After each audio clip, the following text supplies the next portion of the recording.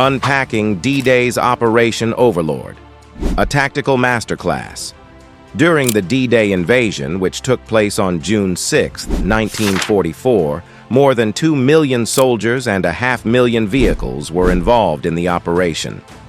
The liberation of France from Nazi domination was the purpose of this massive operation that was carried out by the Allies. In Normandy, the 5 beaches of Utah, Omaha, Gold, Juno, and Sword were the specific locations that were targeted by this attack. Before arriving on the beaches, paratroopers from the 101st and 82nd Airborne Divisions were dropped behind enemy lines by means of C-47 aircraft. This was done in preparation for the beach landings. In order to disrupt German reinforcements and prevent them from engaging in counterattacks, their objective was to cut down roads, railways, and bridges. This was done with the intention of preventing counterattacks on the invading forces. It was their efforts that were important to the success of the operation, which allowed the Allies to establish a foothold in France, despite the fact that they were confronted with hazardous conditions and scattered landings. Their efforts were essential to the success of the operation overall. The D-Day invasion, which took place on June 6, 1944, began with an airborne assault as the initial stage. During this assault, paratroopers were exposed to hazardous situations, such as German gunfire and flooded fields, which resulted in a significant number of soldiers drowning due to the weight of their equipment. Using C-47 airplanes, they were able to successfully complete their goal, which was to disrupt reinforcements by jumping into hostile territory.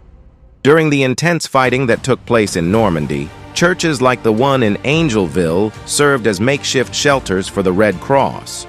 This was the case during the war. Even in modern times, vestiges of the struggle, such as pews that have been stained with blood, continue to remain. These artifacts serve as somber memories of the battle that took place. Despite the challenges that were encountered during these operations, many people in France recall with gratitude the sacrifices that were made by Allied forces in order to free the region. This is the case despite the fact that these efforts were undertaken. On the day when the Allied troops invaded Normandy during World War II, the events that took place on D-Day reflect the great bravery, strategy, and sacrifice that were displayed by the Allied forces. It is a one-of-a-kind stained glass window that is housed within a church in the northern region of France that serves as a memorial to the arrival of American paratroopers during the conflict. When compared to the customary imagery that can be found in churches, these windows pay honor to the brave warriors who risked their lives in order to liberate the land. They serve as a memorial that will last for many years to come, guaranteeing that the memory of their valor will be cherished for future generations.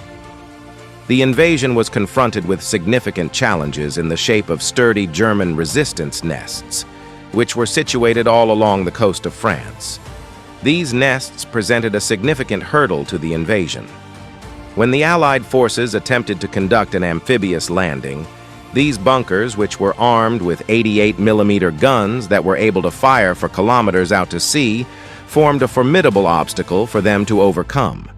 In order for the operation to be successful, it was essential necessary to achieve victory over these defenses.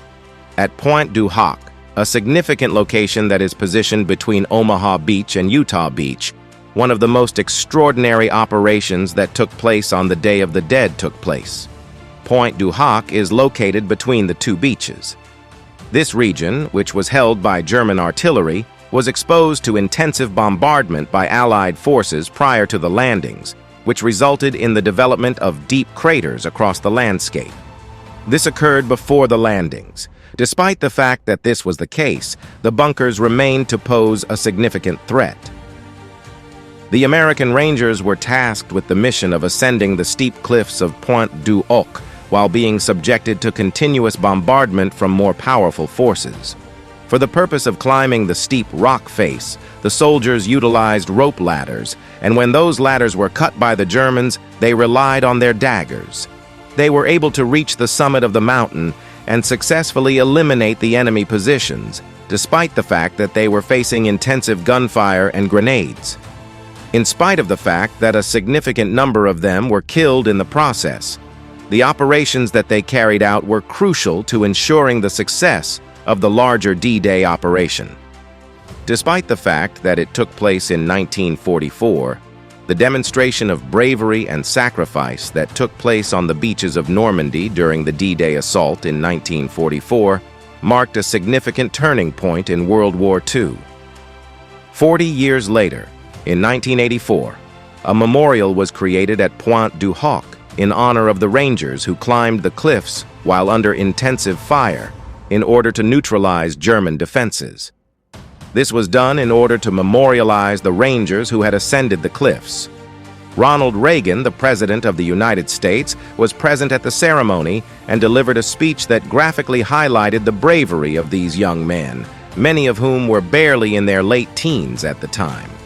He told the story of the young men who had stood up for their country. The survivors, who were now in their 60s and 70s, sat in the same spot where they had finished their courageous mission. They were in the same place. At that very instant, there was a sense of both dignity and thinking.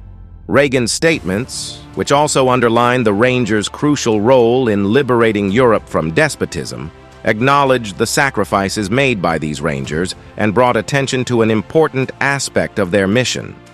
A memorial that is shaped like the daggers that the Rangers used to scale the cliffs can be found at the place in question.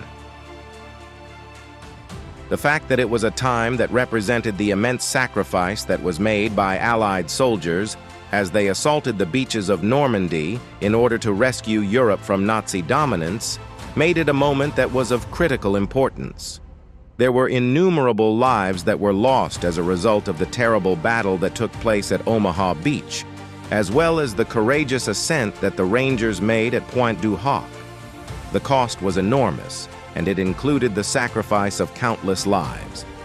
This defining moment was made possible by strategic actions like as the cracking of codes at Bletchley Park and the execution of deceptive operations with the purpose of confusing German forces. Both of these actions were taken in order to make this moment feasible. There are still locations that serve as enduring reminders of the valor of those who fought for freedom, which culminated in Germany's surrender in May of 1945 and paved the path for victory in Europe and the beginning of the Cold War. These places are still in existence today.